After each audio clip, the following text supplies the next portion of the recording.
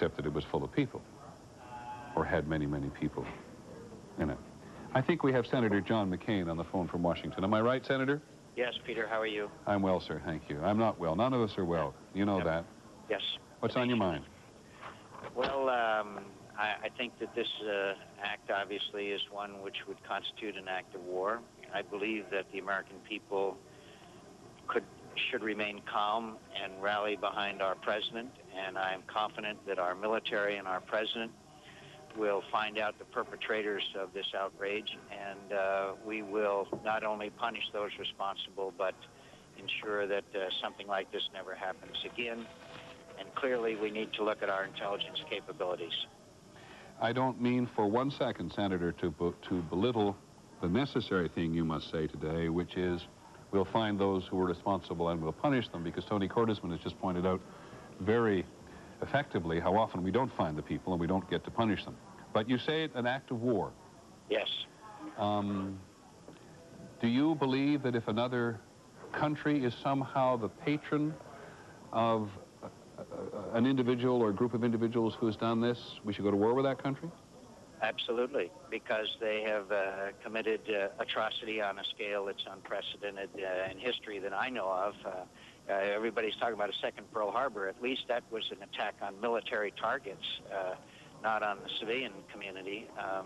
This is an unspeakable outrage, and clearly we can and must find out who perpetrated it. And Tony Cordesman and I have great respect for him, but I believe that we have the capability to find it out, and we need to improve our intelligence capabilities, particularly in the area of human intelligence.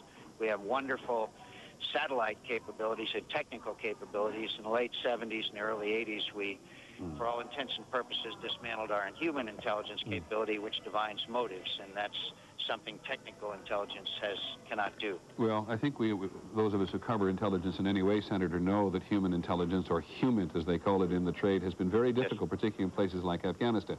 So just assume for a second, well, no, don't assume anything, but are you desperately frustrated at the moment in some respects because this was sort of, in many ways, this was bound to happen in some measure, and we may not be able to get at the perpetrators?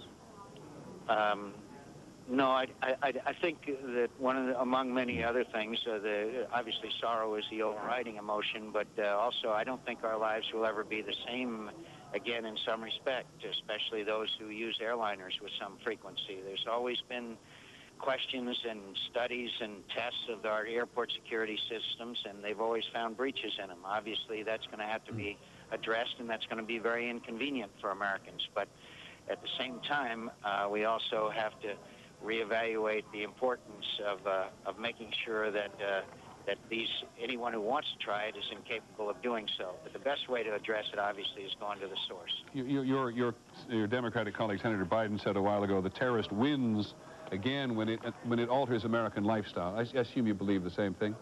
Oh, absolutely.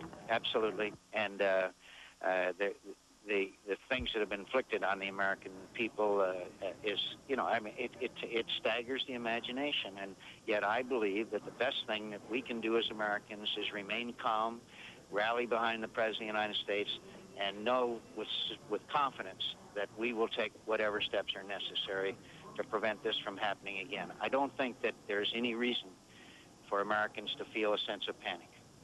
Okay. Thank you, Senator McCain, very much indeed. Appreciate your time. Senator John McCain of Arizona.